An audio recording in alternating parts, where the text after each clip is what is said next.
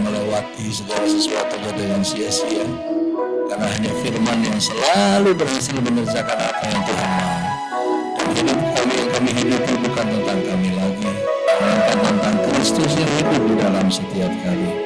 Karenanya ketika kami percaya dan kami melakukan firman, maka Tuhan akan menuntun kami sampai pada tujuan yang digenapi, dan akhirnya kami mengalami apa yang Tuhan janji. Dan satu nama saja ditunjukkan dimuliakan, Yesus Kristus Tuhan. Yang percaya sepakat, mari bersama katakan amin. Silakan. Selamat siang, shalom. Kasihilah musuhmu, itu pembahasan kita pada kesempatan ini dari Lukas pasalnya yang ke-6 ayat 27 sampai dengan ayatnya yang ke-35.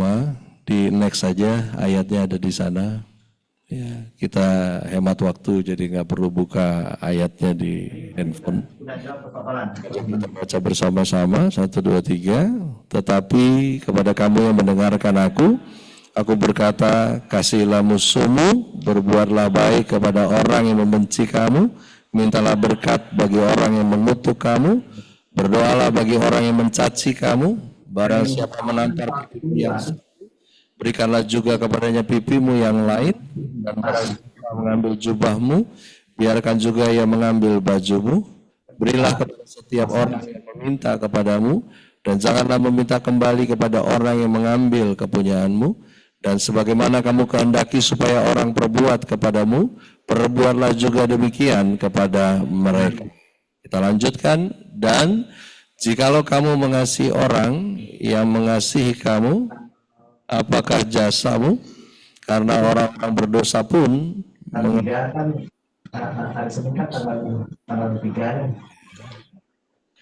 dan jikalau kamu mengasihi orang yang mengasihi kamu, apakah lagi bareng baca orang-orang berdosa pun mengasihi juga orang-orang yang mengasihi mereka. Sebab jikalau kamu berbuat baik kepada orang yang berbuat baik kepada kamu, apakah jasamu? Orang-orang berdosa pun berbuat demikian. Dan jikalau kamu meminjamkan sesuatu kepada orang, karena kamu berharap akan menerima sesuatu daripadanya, apakah jasamu? Orang-orang berdosa pun meminjamkan kepada orang-orang berdosa, supaya mereka menerima kembali sama banyak. Tetapi kamu kasihilah musuhmu, dan berbuatlah baik kepada mereka, dan pinjamkan dengan tidak mengharapkan, maka upahmu akan besar. Kamu menjadi anak-anak Allah yang maha tinggi. Sebab ia baik terhadap orang-orang yang tidak tahu berterima kasih, dan terhadap orang-orang jahat.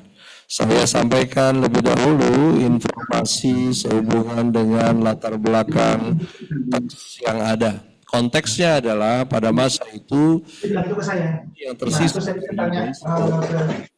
mereka yang ada Farisi itu suka hidup berkorban secara ekstrim di dalam lahan, dan ada keturunan secara vertikal, ada juga hubung satu dengan internal konflik. Saya pernah dengar ada yang mengatakan hidup orang bersaudara itu jangan keseringan ketemu, karena kalau jarang ketemu jadi harum wanginya, tetapi kalau sering ketemu jadi bau tokai. Ada yang bilang begitu. Ya. Nah, ini bukan tentang sering atau jarang, tapi ini tentang manusianya toksik apa enggak. Karena sering ketemu, kalau semuanya waras, saya pikir aman-aman saja. Ya. Nah, pada masa itu internal konflik yang terjadi adalah pertikaian, masalah pinjam meminjam. Jadi jangan menggunakan ayat ini sepotong lalu kemudian ini tidak berlaku di perbankan. Ya. Lu pinjam, lu bayar, nggak ada cerita gitu ya. Dan saya bingung dengan netizen Konoha ini, karena sampai hari ini dari 2 tahun yang lalu ketika saya ada urusan di Bareskrim Mabes itu, kita ada ngobrol-ngobrol setelah pelantikan, dan mereka bilang, Bang, gimana ya caranya bikin pihak ketiga debt collector ini redam. Saya bilang, oh kalian kalau yang polisi juga otaknya terbolak-balik susah. Karena yang jadi masalah adalah banyak orang yang pinjam di bangsa ini, kemudian setelah dia berhutang, dia ini amnesia. Jadi kalau tidak amnesia, tidak perlu, kan begitu ya, tidak perlu ditagih, kan bisa sesuai saja dengan apa yang sudah disepakati secara klausul, ya. Dan sampai hari ini masih terjadi, Anda kalau lihat di TikTok kan, yang dibully selalu yang nagih gitu ya. Tarik kendaraan di jalan dan lain sebagainya, dan saya nggak ngerti lah logikanya. Tapi ya inilah, disinilah saya dilahirkan. Ya. Demikian summary-nya. Sebagaimana kamu kehendaki supaya orang berbuat kepadamu, perbuatlah juga demikian kepada mereka. Kondisi ini dibahas Yesus kepada mereka dari sekte Farisi karena memang kaum ini adalah kaum satu-satunya yang tingkat munafiknya level dewa. Paling jago menghafal aturan, tetapi juga sekaligus paling jago nuntut orang lain melakukan, tapi sendirinya tidak melakukannya. Nah, kepada mereka lah Yesus menyampaikan masalah ini. Barang siapa tampar pipimu yang satu, berikanlah juga kepadanya pipimu yang lain. Sekali lagi ada latar belakang konteks, oke? Karena sepulang dari sini ada yang berani gampar gue tangkap tangannya pasti. Ya, sebagai ya atlet dan simpai saya masih punya refleks tangan kanan kiri dan kaki kanan kiri saya.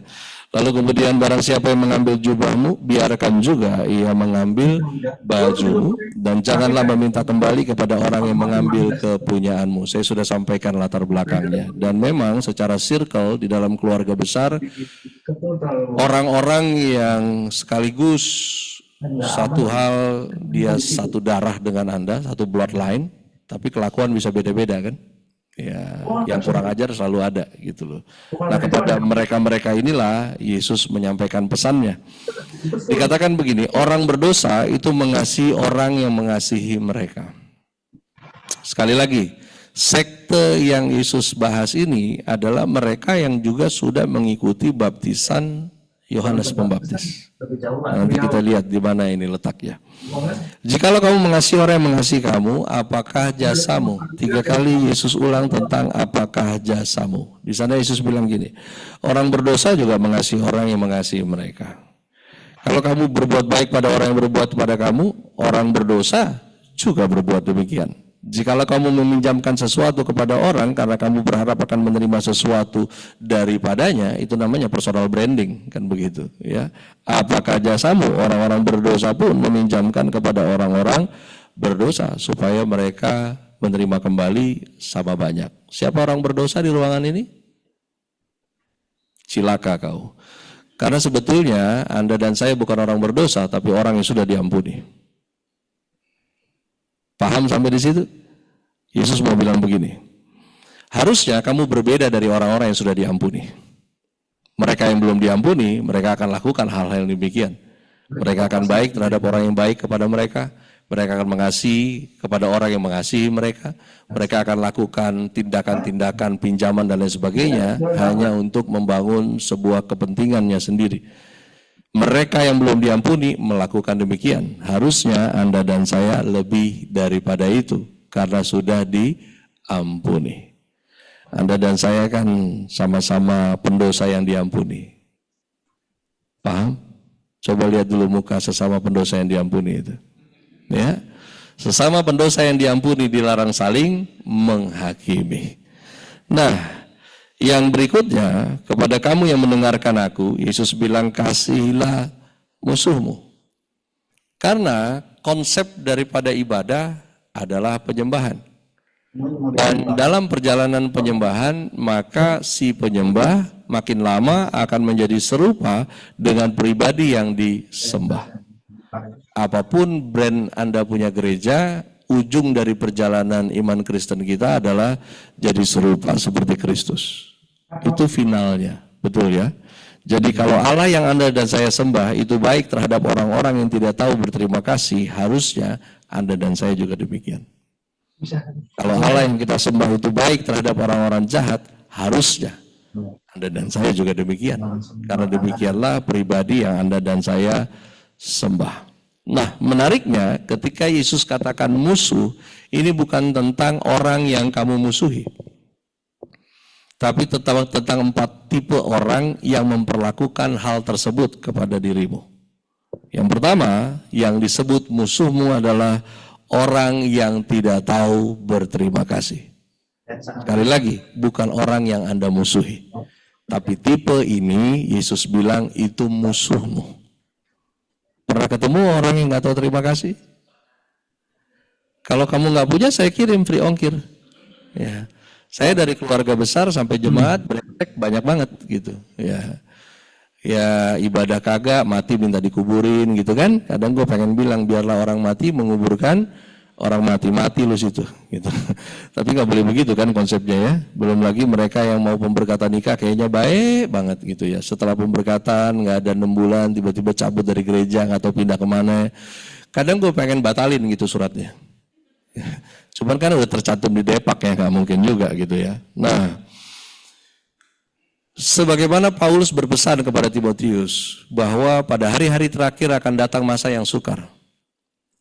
Manusia akan mencintai dirinya sendiri, tidak tahu berterima kasih, bukan tidak mau, tidak tahu. Kenapa mereka tidak tahu? Karena mereka punya pemahamannya sendiri tentang apa yang mereka terima. Sekarang kemiskinan, ya di tingkat, kita nggak usah bahas bangsa ini dulu. Kita bahasnya orang Kristen aja. Orang Kristen itu beberapa tingkat kemiskinannya udah sampai pada mental yang terdalam. Kenapa demikian? Karena mereka merasa bahwa kalau yang satu lebih kaya, dia lebih miskin, maka dia merasa punya hak untuk ditolong. Nah, Anda bayangkan kalau dia merasa punya hak untuk ditolong, maka tidak perlu ada ucapan terima kasih untuk menerima yang adalah hak. Paham ya? Hak gue gitu loh. Kan lu lebih diberkati. Gue udah susah. Ya. Nah, cilakanya lagi ini juga jadi topik-topik tolol yang dibahas oleh orang-orang di luar pagar. Gimana sih itu abangnya kaya banget, adiknya kere begitu nggak dibantu. Lah, kere bikin sendiri. Ya. Terus so what gitu loh. Mau dibantu gimana juga, ya, emang udah spirit of judol ya kan. Apalagi gila togel, biar kata hari Minggu ke gereja, ia gak akan hafal ayatnya, yang dia hafal nomor ayat. Filipi 2 ayat 23, oke 2, 23, berapa keluar di hari Senin, kan begitu. Ngecaknya begitu gitu loh ya kan, ya udah lain gitu loh. Dan yang model begini susah ngotot minta ditolong gitu. Jadi memang yang disebut musuhmu adalah orang-orang yang tidak tahu berterima kasih. Itu yang pertama. Yang kedua adalah orang yang benci kamu. Anda mau hidup di planet manapun, tidak bisa semua orang itu suka sama kamu. Ya. Anda yang ada dalam sebuah circle, jangan lu pikir circle lu gak punya WA group yang lain di luar yang lu kagak ada. Teman-teman bangke itu banyak zaman sekarang, gitu loh ya. Jadi nggak bisa, karena anda saya kan nggak dipanggil untuk bikin semua orang senang sama lu juga kan, gitu kan. Cuman jangan cari perkara juga sama semua orang, itu beda lagi. Karena ada satu orang yang nggak cocok sama semua orang. Ini sih iblis panggil dia bestie biasanya. Karena di mana dia ada masuk circle kacau gitu loh ya kan. Bukan yang konteks seperti itu yang saya ngomong gitu loh. Ini adalah sebuah fakta bahwa nggak semua suka. Nggak semua suka. Saya punya anak 4, menantu saya 3, cucu saya ada 4. Ya, 2 tahun lagi kita menuju 60 tahun. Ya. Ketika mereka menikah, saya bilang gini ke calon-calon menantu, sebelum kalian masuk di keluarga ini, 4 anakku hidup rukun. Jadi kalau masuk kau, terus tiba-tiba bertikai mereka, maka kau setannya berarti. Ya. Jadi camkan ini, karena mereka berempat itu saling baku sayang, baku jaga. Jadi kalau sampai kau masuk terus tiba-tiba ada crash, berarti memang kau racun di sini. Ya apapun itu, nggak bisa kita paksa semua orang suka. Bahkan yang kerennya adalah orang-orang yang memang penuh dengan kebencian. Dia bisa random gitu, nggak suka sama orang. Anda nggak perlu tanya juga karena itu urusan dia ya. Gitu, terus samperin terus coba lu ngomong lu gak suka sama gue, itu hak dia cuy. Jadi kalau ada orang yang gak suka sama kamu, itu hak dia, bukan urusan lu. Ya nggak usah ditanya, nggak usah dikonfrontir, nggak penting. Dia bisa benci sama kamu satu. Dari cara kamu berjalan dia bisa nggak suka. Dua, dari cara kamu bicara dia nggak suka. Tiga, cara kamu berpikir. Empat, oke lo kayak mantannya, bisa, ya kan? Apa aja bisa, gitu loh. Dan Yesus bilang kasih orang yang benci kamu. Ada lagi yang ketiga, orang yang mengutuk kamu. Mengutuk ini jangan digambarkan seperti kutukan maling kundang. Dalam teks asli Yunaninya, kata mengutuk di sini adalah tentang orang-orang yang menunggu hari sialmu tiba. Itu ada. Betul. Masih betul. Ya. Gak suka ngelihat Anda tuh sukacita terus. Atau kamu liburan sering kemana-mana, mau makan, foto dulu baru doa, ya kan? Lalu kemudian kamu tulis di status di piring somai babi kamu, bahagia itu sederhana, itu captionnya, ya kan? Dan banyak ya, ada orang yang nungguin sial lu tiba, bener. Ya, kapan sakitnya nih orang, kapan susahnya. Dan orang-orang begini nih paling nungguin momen dimana dia akan ngomong gini, tuh kan? Nah itu, ini orangnya, ya. Mau ngetes? Nanti lu ambil foto dari Google, gambar tangan lagi diinfus. Terus lu posting, lu bikin caption. Apapun yang terjadi Tuhan Yesus baik. Dari 10 orang yang bertanya, lu sakit apa? Itu orangnya. Jangan lu pikir dia empati sama lu, kakak. Emang dia lagi nunggu, mampus lu kan. Sakit kan, gitu kan. Ya, jalan-jalan aja lu terus lu, gitu ya. Nah, yang keempat itu adalah orang yang mencaci kamu. Ada yang berasa. Orang yang mencaci kamu. Ini cacian di sini terjemahannya bukan memaki. Ini adalah orang-orang yang suka mematahkan profil orang lain. Namanya siapa? Ya, Melisa.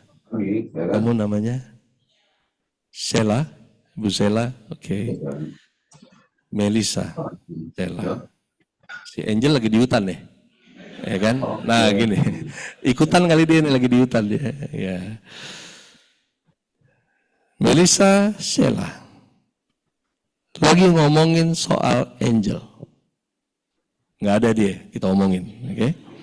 Tapi yang diomongin Sheila dengan Angel tentang hal-hal yang baik dari Angel. Oke? Lalu kemudian datang si pencaci. Si pencaci tanya, ngomongin siapa? Angel.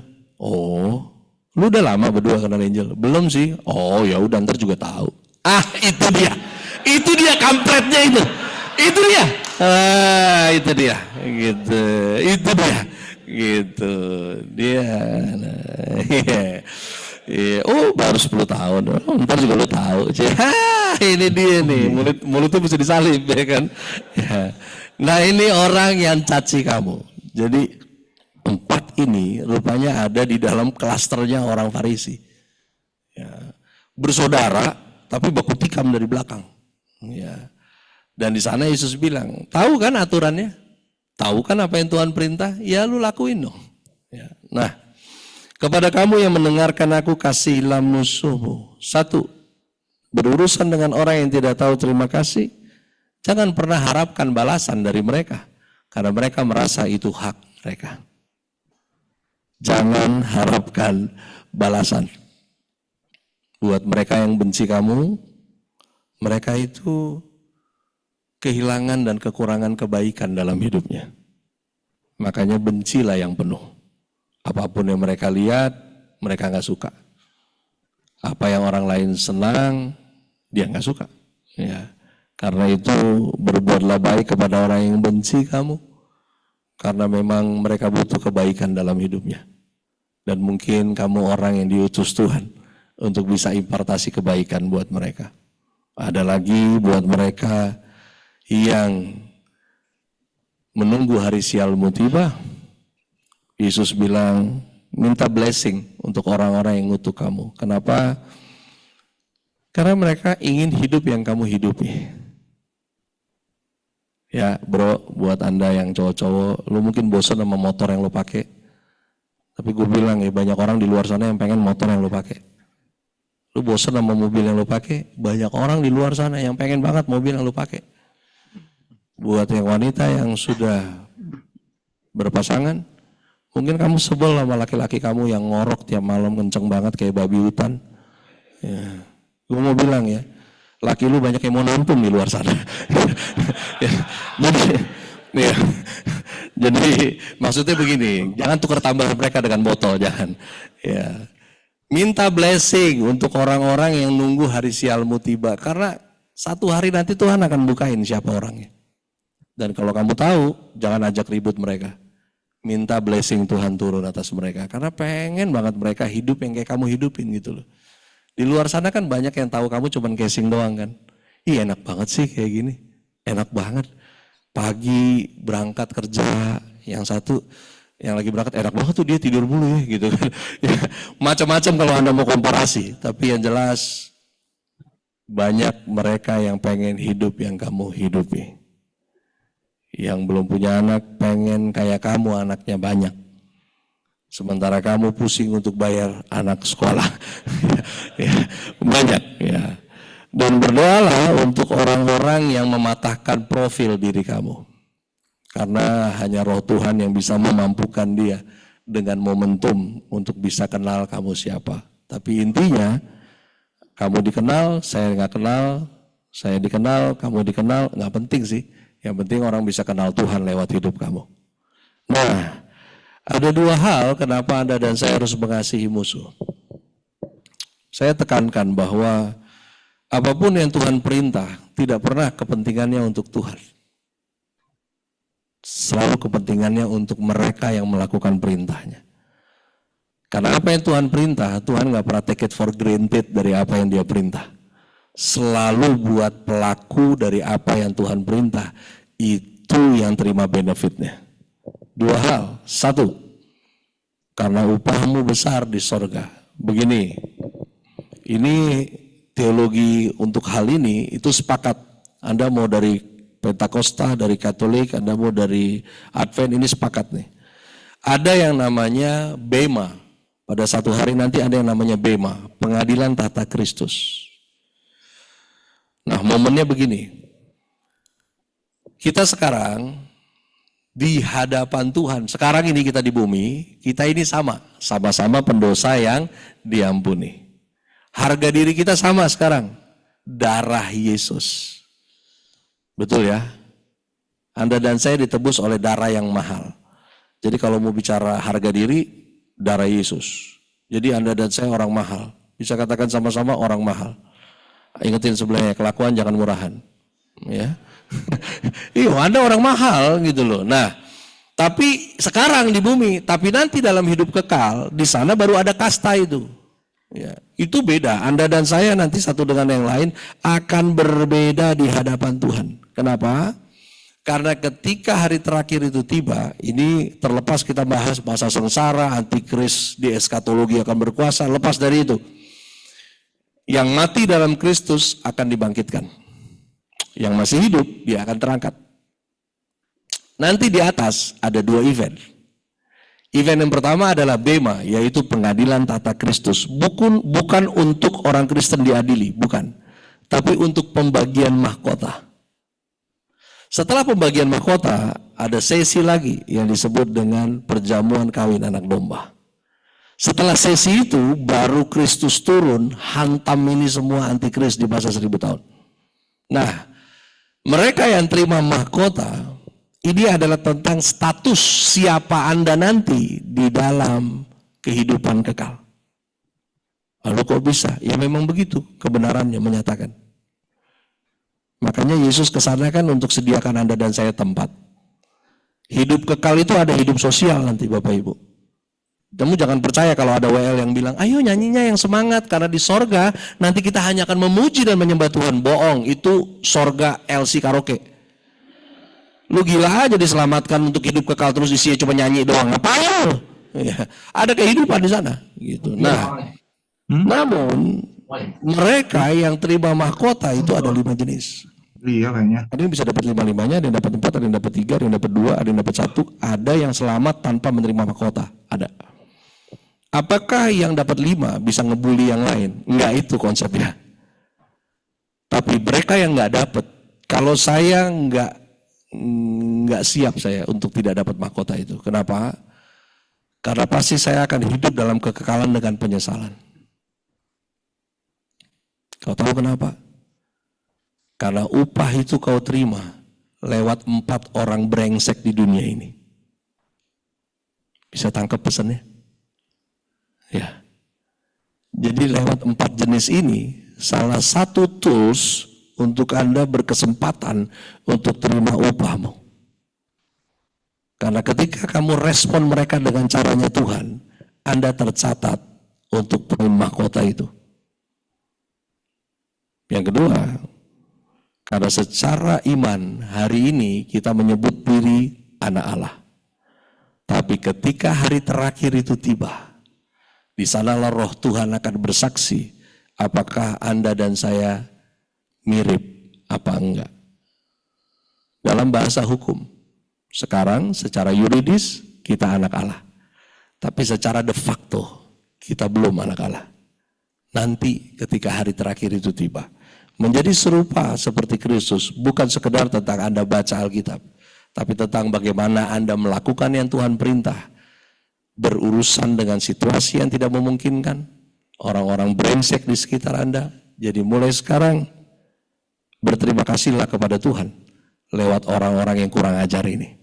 Karena lewat mereka yang kurang ajar, Anda berkesempatan untuk dapat upah. Dan lewat mereka, Anda berproses jadi serupa seperti Kristus. Karena yang masuk surga yang mirip Yesus. Saya bicara karakter, Alkitab bicara karakter, tidak bicara fisik. Karena kalau bicara fisik, saya gagal. Yesus katanya gondrong, saya botak. Ya. Tapi jangan terlalu yakin kalau Yesus itu gondrong. Karena itu cuma gawe-gaweannya kalender gereja. Iya kan? Dari kecil gue lihat kalender gereja Yesus gondrong. Karena katanya ditemukan ada beberapa helai rambut panjang di kafannya Yesus. Bisa saja itu rambutnya Maria. Bener, makanya jangan terlalu pede dulu. Nanti di sorga ketemu, misi bang, Yesus mana? Gue, cielah.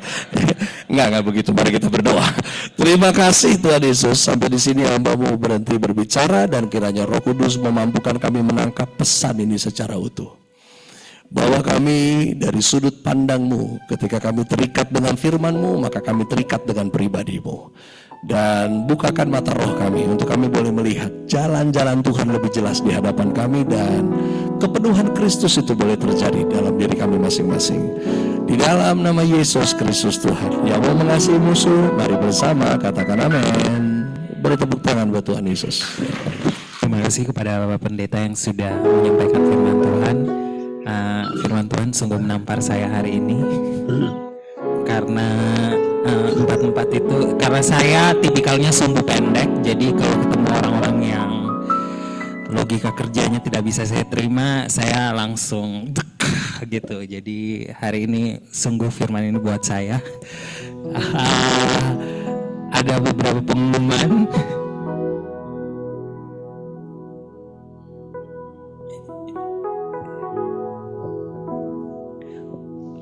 Ya, minggu depan ibadah masih ada di tempat ini, dan jangan lupa juga untuk kita di belakang ada kotak persembahan untuk persembahan, dan persembahan juga bisa ditransfer seperti nanti nomor rekening yang akan tertera.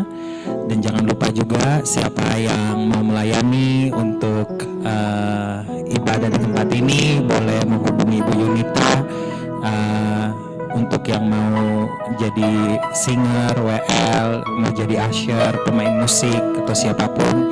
Jadi jangan kita-kita aja yang melayani, Bapak Ibu juga bisa melayani di tempat ini. Mari setelah ini kita akan berdoa syafaat dan doa berkat. Tapi sebelumnya saya undang kita semua bangkit berdiri. Kita menyanyikan lagu sebelum kita berdoa syafaat. Semua yang baik dalam hidup kami datang dari Tuhan. Karena itulah layaklah segala hormat, syukur, pujian kembali bagi-Mu, ya Yesus Kristus Tuhan.